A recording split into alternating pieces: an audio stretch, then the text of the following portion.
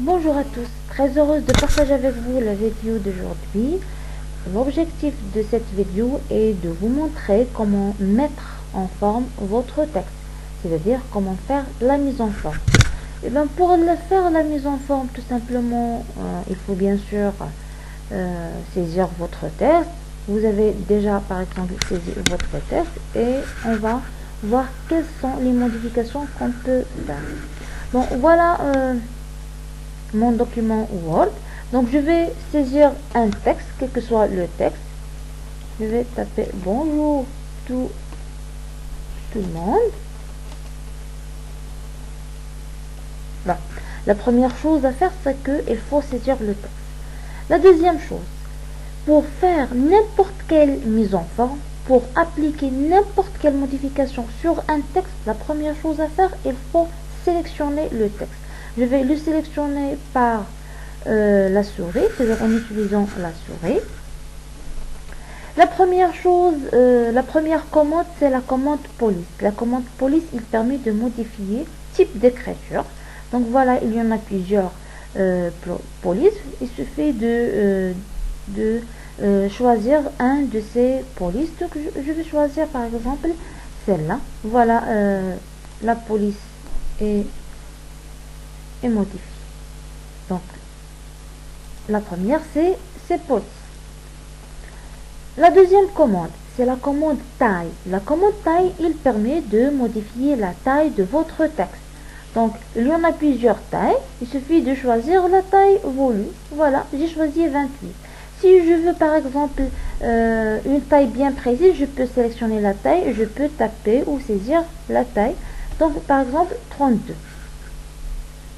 La troisième commande, c'est la commande agrandir. La commande agrandir, il permet d'agrandir la police ou le texte. À chaque fois que je clique sur agrandir, le texte est agrandi. La quatrième commande, c'est la commande réduire. La commande réduire, il permet de réduire la taille de police, c'est-à-dire minimiser la taille de police. Alors, tout ça, il faut bien sûr sélectionner le texte. Si j'ai mis le curseur en dehors de bien sûr la partie sélectionnée, ou si je ne sélectionne pas le texte, il n'y aura aucune modification. Donc je vais sélectionner la phrase. Maintenant on va voir gras, c'est G. Alors gras, il permet de mettre le texte en gras, comme vous voyez.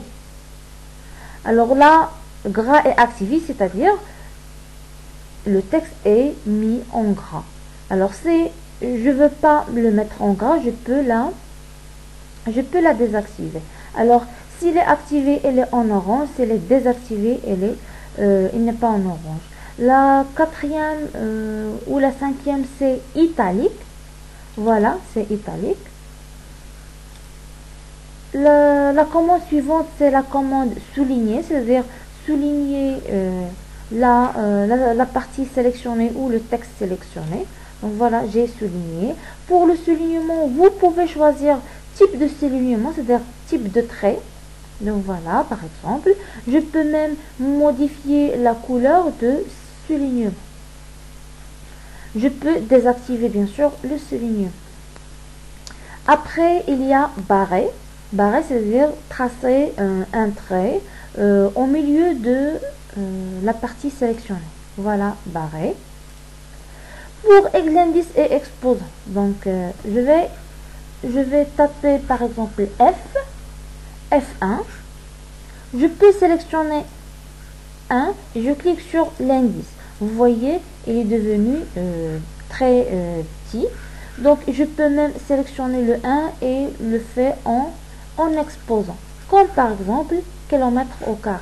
Donc l'exposant est activé, donc à chaque fois je vais saisir quelque chose, le texte sera en exposant. Si vous voulez bien sûr désactiver l'exposant, il faut sélectionner le texte et désactiver l'exposant. Autre chose, pour la mettre la mise en forme, il faut bien sûr sélectionner le texte. On peut même modifier la couleur d'un texte. Voilà, vous pouvez choisir une de ces couleurs. Voilà, la couleur est modifiée. La dernière chose que je vais vous montrer, c'est la surbrillance.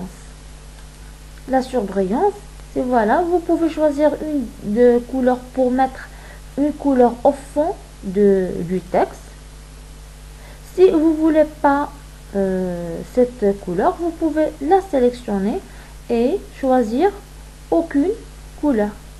Vous pouvez aussi choisir une couleur, le curseur devient comme un marqueur et vous choisissez la partie où vous voulez mettre la couleur.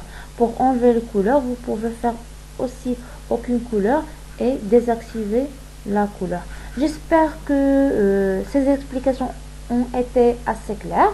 Si vous avez des questions, n'hésitez pas à les poser et je vous donne un autre rendez-vous dans les prochaines vidéos.